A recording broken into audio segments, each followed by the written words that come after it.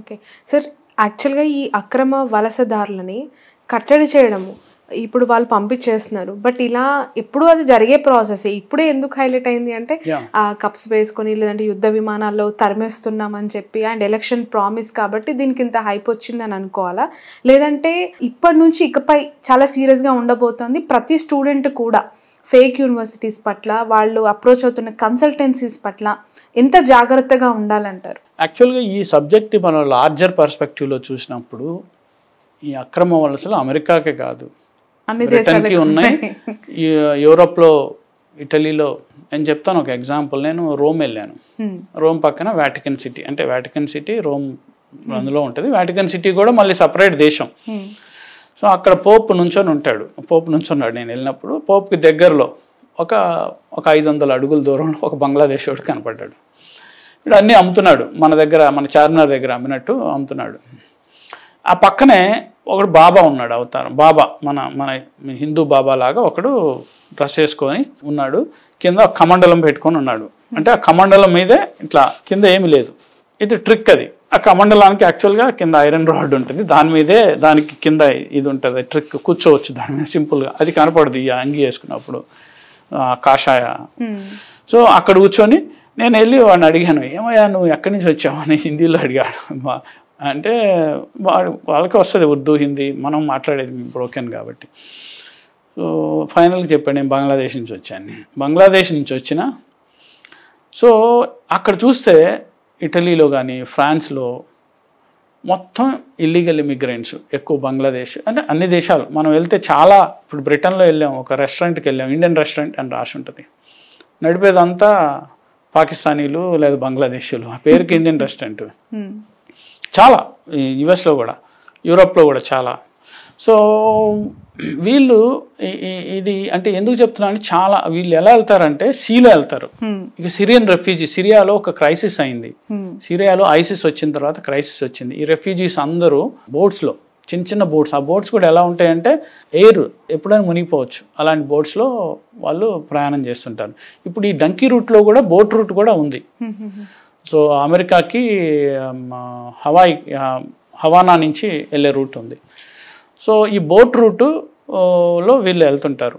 So ఇది జనరల్గా it's a bigger larger issue for overall అన్ని దేశాలకి ఇష్యూ. ఇండియాకు కూడా బంగ్లాదేశ్ వాళ్ళు వస్తున్నారు.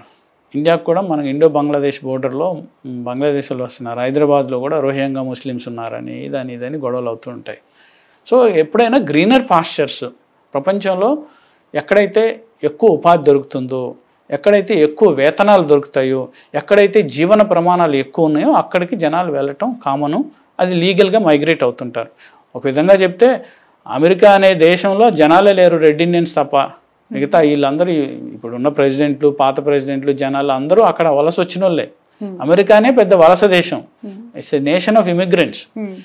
అయితే legal immigration is always a good, because illegal immigration అది మనల్ని కష్టాల్లో, నష్టాల్లో పడేస్తుంది. ఇల్లీగల్ ఇమిగ్రేషను అనేది ఈవెన్ స్టూడెంట్స్ కూడా illegal methods, illegal methodologies adopt చేయకుండా ఒక లీగల్ రూట్లో, లేకపోతే ఏంటంటే మిమ్మల్ని కూడా గొలుసులు వేసి తీసుకొచ్చే అవకాశం ఉంది. కాబట్టి పర్టికులర్గా ఈ నెక్స్ట్ 4 yearsలో Donald Trump is going to do that, because he has given a word and is showing it. అయితే ఇక్కడ మనకు అడ్వాంటేజ్ ఏంటంటే తెలుగు రాష్ట్రాలకు సంబంధించి చాలా వరకు లీగల్ రూటే అడాప్ట్ చేస్తున్నారు. అయితే ఇటీవల నేను ఒక ఇంట్రెస్టింగ్ ట్వీట్ చూశాను. ఒక అమెరికాలో ఉంటున్న మన భారతీయుడు ఒక రెస్పాండ్ అవుతూ, ఇక్కడ మా యూనివర్సిటీలకు రండి చదువుకోండి అని యుఎస్ ఇండియన్ అంబాసిడరు ఒక వీడియో పెట్టాడు. ఆ వీడియోకి చెప్తూ, ఎందుకు రావాలి ఇక్కడ విద్యార్థులు? రావద్దు, చదువుకోవడానికి రావద్దు. ఎందుకంటే ఎక్కువ మంది విద్యార్థులు వెళ్ళేది, ఇక్కడ యూనివర్సిటీలు ఉన్నాయి, అక్కడ వెళ్ళేది బెటర్ ఎడ్యుకేషనే కాకుండా జాబ్స్ వస్తాయి, ఫ్యూచర్లో అమెరికాలో సెటిల్ అవ్వాలి అని. ఇప్పుడు ఒక పెద్ద ప్రశ్న ఏంటంటే, ఈ డాలర్ డ్రీమ్స్కి సంబంధించి జాబ్స్ ఫ్యూచర్లో వస్తాయా? అమెరికాలో H1B వీసాలు వస్తాయా? గ్రీన్ కార్డులు వస్తాయా? అక్కడ సెటిల్ అయ్యే అవకాశం ఉందా అనేది ఒక పెద్ద ప్రశ్న. ఎందుకంటే ఈ అవేర్నెస్ వచ్చిన సందర్భంలో అయితే బాగా నీకు ఎక్స్పర్టైజ్ ఉండి, నాలెడ్జ్ ఉండి, సబ్జెక్ట్ తెలిసిన వాళ్ళకి, స్కిల్ ఉన్న వాళ్ళకి, లార్జర్గా స్కిల్ ఉన్న వాళ్ళకి, ఎక్కడైనా హై స్కిల్ ఉన్న వాళ్ళకి అవకాశాలు ఉంటాయి.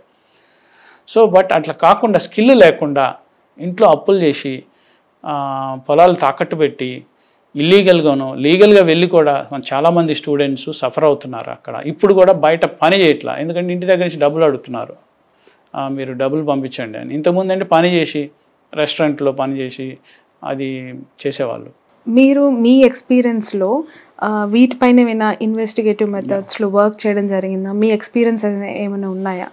ఇప్పుడు నేను చెప్పినట్టు ఈ శశికిరణ్ రెడ్డి కేసులో we have done some certain investigation చేశాను నేను. ఏంటంటే అసలు ఎవరితను we use digital investigation skills. మనకి అక్కడ ఢిల్లీలో ఎక్కడ కేసు అయింది, అతను ఎవరు ఏంటి, కొంతమంది విక్టిమ్స్తో మాట్లాడి, సో ఇది ఎలా ఈ రూట్ మనం ఇందాక చెప్పాం కదా, అతను ఫ్రాన్స్ నుంచి నికరాగు వెళ్ళి అక్కడి నుంచి ఎలా పంపుతున్నాడు, ఈ నికరాగులో ఒక ఫ్లైట్ని ఆపేస్తారు కొంత ఇన్ఫర్మేషన్ వచ్చి, నికరాగులో దిగినప్పుడు పెట్రోల్ ఫ్యూయల్ కోసం ఏవియేషన్ ఫ్యూయల్ కోసం దిగినప్పుడు ఆ ఫ్లైట్ని ఆపేయటం, అక్కడ వాళ్ళలో మనకి కమ్యూనికేట్ చేయటం, దీంతో ఆ రూట్ని మనం ఎక్స్పోజ్ చేసాము. దాంతో కేసులు అయినాయి అతని మీద. సో అదొకటి మేజర్ ఇన్వెస్టిగేషన్. అది కాకుండా ఈ హ్యూమన్ ట్రాఫికింగ్ కేసులో కూడా ఈ హోమ్లాండ్ సెక్యూరిటీ వాళ్ళు చేసిన స్టింగ్ ఆపరేషన్ ఫస్ట్ మనం బ్రేక్ చేయడం జరిగింది. ఎందుకంటే ఆ ఇన్వెస్టిగేషన్లో ఎవరున్నారు, ఎన్ని యూనివర్సిటీలు ఉన్నాయి, తర్వాత ఇలాంటి ఫేక్ యూనివర్సిటీస్ మీద కూడా కొంత ఇన్వెస్టిగేషన్ చేశాము. అయితే ఇక్కడ ఈ ఎపిసోడ్స్ అంటే భారతీయులు ఈ బోర్డర్కి వెళ్ళి, ఎగ్జాంపుల్ ఏంటంటే మనం అనుకున్న బయటికి రావట్లా, ఎందుకంటే చాలామంది చెప్పుకోరు. ఇంకొకటి వీళ్ళు వెనక్కి రావాలంటే ఒక స్టిగ్మా ఉంటుంది, అరే అమెరికా నుంచి తిరిగి వచ్చేసాడు అని ఏమనుకుంటారు, సొసైటీ ఫెయిల్యూర్ అంటారు, ఆ స్టిగ్మా ఉంటుంది. ఈ స్టిగ్మాతో చాలా బాధలు పడుతున్న వాళ్ళు ఉన్నారు. అట్లనే ఇంతకుముందు మోడస్ ఆపరెండి ఏముండేదంటే అక్కడే ఈ ఫేక్ పెళ్ళిళ్ళు కూడా చేసుకున్న కేసెస్ ఉన్నాయి. అక్కడ లోకల్ని పెళ్లి చేసుకొని ఉన్న కేసెస్ ఉన్నాయి. తర్వాత గ్రీన్ కార్డ్ కోసం, సిటిజన్షిప్ కోసం అప్లై చేసిన. ఇంకొకటి మేజర్ ఇష్యూ ఏంటంటే ఇప్పుడు వస్తున్నది ఈ బర్త్ న్యాచురలైజేషన్ బై బర్త్ ఆపేశాడు డొనాల్డ్ ట్రంప్. దాన్ని ఛాలెంజ్ చేశారు, కొన్ని స్టేట్స్ ఛాలెంజ్ చేసినాయి కోర్ట్స్లో, బట్ ఈవెన్ ఎగ్జిక్యూటివ్ ఆర్డర్ ఇచ్చాడు డొనాల్డ్ ట్రంప్. సో అది ఒక పెద్ద గొడ్డలి పెట్టు మన చాలామందికి, అక్కడ గ్రీన్ కార్డ్తో ఉన్న వాళ్ళకి కానీ, లేకపోతే H1B వీసాతో ఉన్న వాళ్ళు కానీ, అక్కడ పుట్టిన వాళ్ళకి న్యాచురలైజేషన్ రాదు అని. ఇంకొకటి ఇక్కడ ఒక ఇంపార్టెంట్ థింగ్ ఏంటంటే, నేను న్యూజిలాండ్లో కూడా ఒక ఇన్వెస్టిగేషన్ చేశాము. న్యూజిలాండ్కి వెళ్తున్న హ్యూమన్ ట్రాఫికింగ్ సంబంధించి అక్కడ ఏంటంటే ఈ చీప్ లేబర్ని ఎంకరేజ్ చేస్తున్నది వీళ్ళే. అక్కడున్న వాళ్ళు కూడా ఎంకరేజ్ చేస్తారు, అక్కడున్న మన కంపెనీలు చేస్తున్నాయి, అక్కడున్న కొన్ని కంపెనీలు చేస్తున్నాయి. ఎందుకంటే వాళ్ళకి చీప్ లేబర్ కావాలి, స్కిల్ కావాలి. స్కిల్ అంటే లీగల్ ఇమిగ్రేషన్ ద్వారా దొరుకుతుంది, చీప్ లేబర్ అంటే ఇల్లీగల్ ఇమిగ్రేషన్ ద్వారా దొరుకుతుంది. సో ఇది యుఎస్కే కాకుండా ముఖ్యంగా మనం ఇదేంటి high end tech, stem, science ఇది ఇక్కడ దొరుకుతుంది చీప్. అట్లా కాకుండా గల్ఫ్లో నేను దుబాయ్ వెళ్ళాను, దుబాయ్లో ఆ జైలుకి వెళ్ళాను, వెళ్ళి జైలుకి చూడటానికి వెళ్ళాను. సో అక్కడ ఖైదీలతో మాట్లాడాను, మన తెలుగు వాళ్ళే. ఎట్లా వాళ్ళు ఇక్కడి నుంచి టూరిస్ట్ వీసా, మీరు సినిమా చూశారు ఆడు జీవితం మేక బతుకు, అక్కడ వెళ్ళి గల్ఫ్లో వాళ్ళు ఎట్లా వాడు తప్పించుకోవడానికి వస్తాడు ఎడార్లో ఇదంతా. సో ఇక్కడ అంతా బ్రహ్మాండంగా ఉండి అక్కడికి వెళ్ళి ఒంటెలు కాసుకోవటం, అక్కడ షీప్ కాసుకోవటం, ఇవన్నీ ప్లస్ అక్కడ ఘోరంగా ఉంటుంది.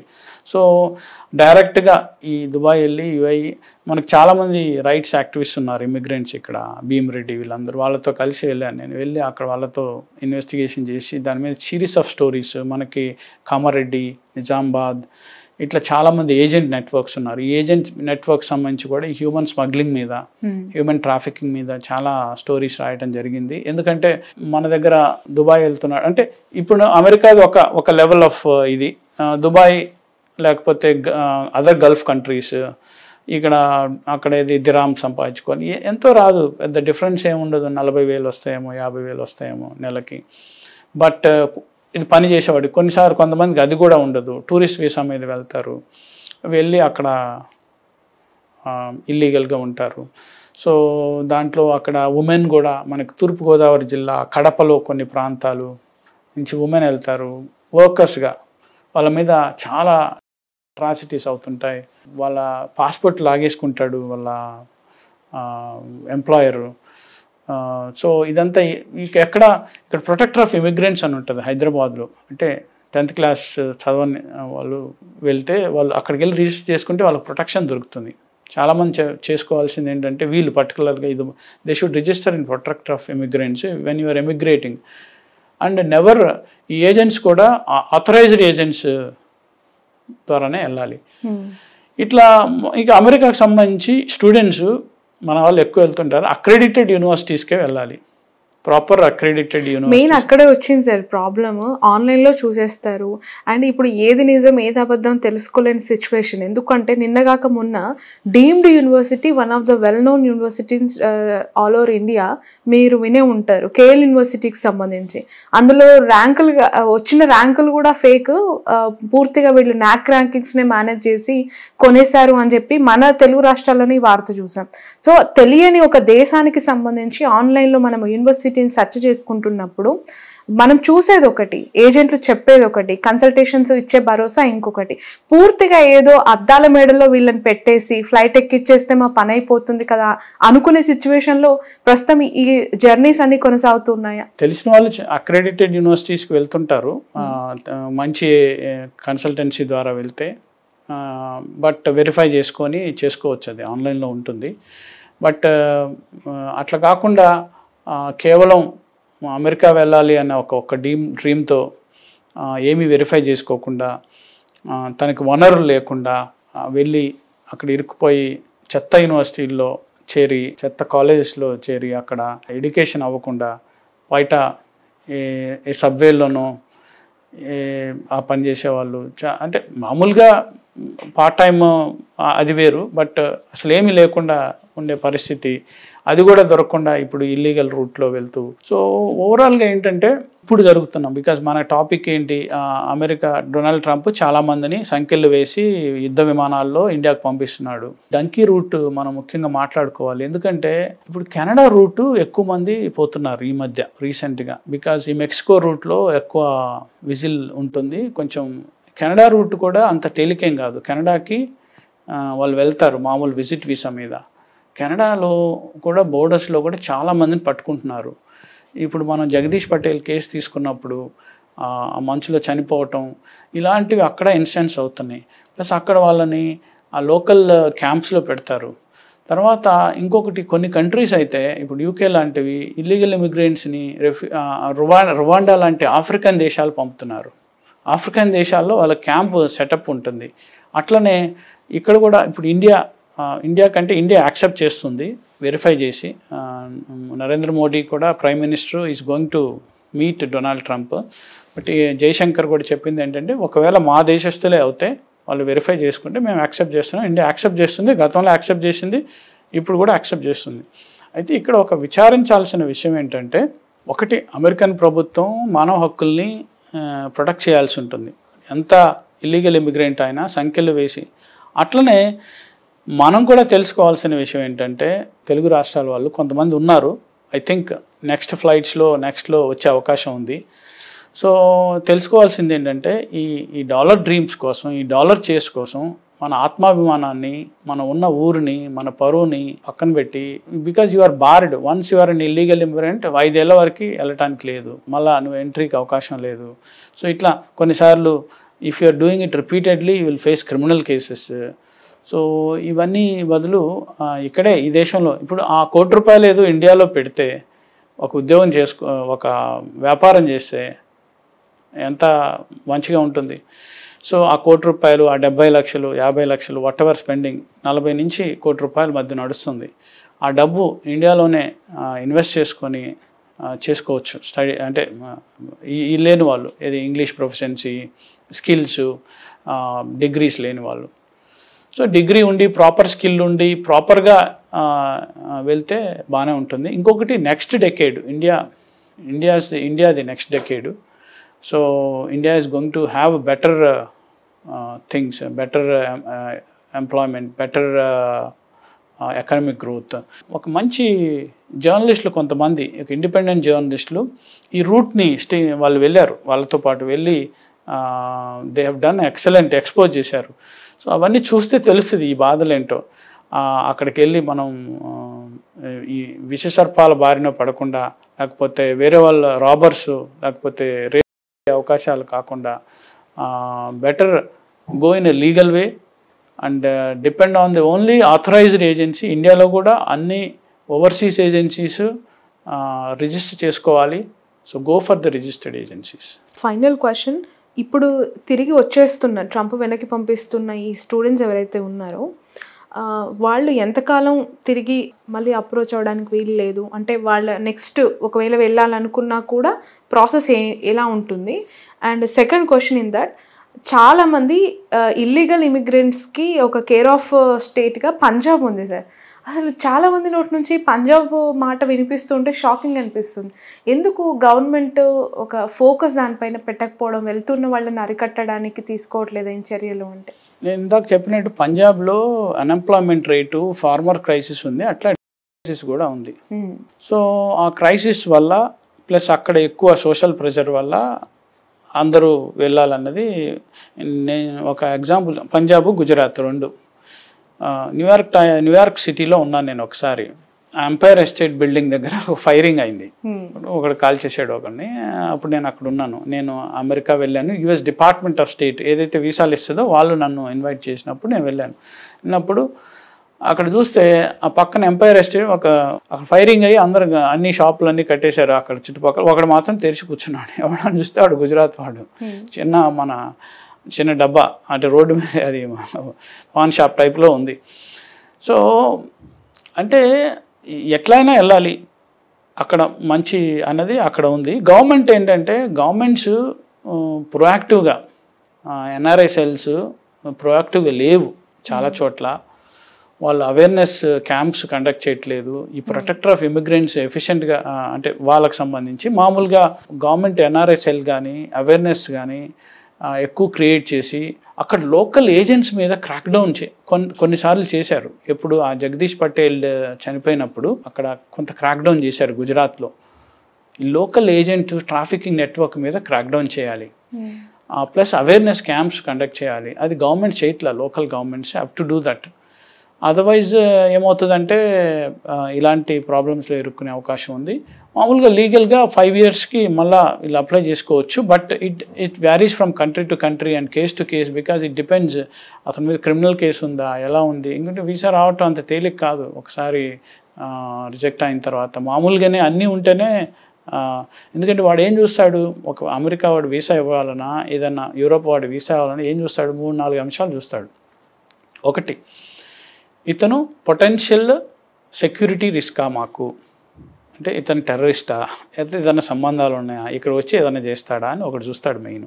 2, is a potential illegal immigrant అవుతాడా, ఇక్కడ వచ్చి ఇక్కడే ఉంటాడా, టూరిస్ట్ వీసా మీద వెళ్తాడు, ఇక్కడే ఉంటాడా, లేకపోతే ఏదన్నా మన దగ్గర మీకు తెలుసు కదా, గతంలో ఒక పెద్ద ప్రముఖ మెజిషియన్, ప్రముఖ సింగర్ వీళ్ళు జనాలు తీసుకెళ్ళటం, అమెరికాలో వాళ్ళు ఎస్కేప్ అవుతారు ఈవెంట్ అవగానే. అది ఫేమస్, పంజాబ్లో కూడా ఫేమస్ సింగర్ కూడా దొరికాడు అట్లా. ఇక్కడ ఎందుకు మన తెలుగు రాష్ట్రాల్లోనే సిగ్గు లేకుండా గతంలో ఉన్నతోన్నత పదవులు చేసిన వ్యక్తులు కూడా పాస్పోర్ట్ కేసులు, పాస్పోర్ట్ స్కామ్ అంటారు, నేను పేర్లు చెప్పదలుచుకోలేదు, చాలామంది తెలుసు. ఎమ్మెల్యేల స్థాయి, మంత్రుల స్థాయిలో ఉన్నవాళ్ళు ఫేక్గా, అంటే వాళ్ళు అమెరికా వెళ్తున్నప్పుడు భారీగా తీసుకెళ్ళటం, అక్కడ వదిలేయటం గుజరాత్ వాళ్ళని జరిగింది. ఇంకా కేసులు ఉన్నాయి లైవ్. ఆ కేసుల్లో ఇప్పుడు ఒక పెద్ద మనిషి ఉన్నాడు సంగారెడ్డి నుంచి, బాగా పెద్ద మనిషి ఆయన ఉన్నాడు, రషీద్ అని, ఒక పాస్పోర్ట్ స్కామ్ అయింది. అంతా నేను చాలా కవర్ చేశాను ఆ స్కామ్లో. వీళ్ళు ఏంటంటే ఒక అమౌంట్ సపరేండి ఏంటంటే భారీగానో కుటుంబం లాగానో పిల్లల్ని కూడా తీసుకెళ్తాడు ఈ ఎమ్మెల్యే. ఒకడే వెళ్తాడు, బికాజ్ వీళ్ళకి ఈజీగా వస్తుంది visa, because is MLA, MP or whatever. So ఆ కేసు అయింది. ఓవరాల్గా ఇట్లాంటి ఇల్లీగల్ మెథడ్స్ అయితే ఎప్పటికైనా దొరికిపోతారు. అక్కడ మీ మరణం అంటే చావుని కూడా లెక్క చేయకుండా వెళ్ళాల్సిన అవసరం ఉందా అనేది పెద్ద ప్రశ్న. డాలర్ డ్రీమ్స్ కోసం లీగల్ పద్ధతులు స్కిల్ డెవలప్ చేసుకొని వెళ్ళండి. రైట్.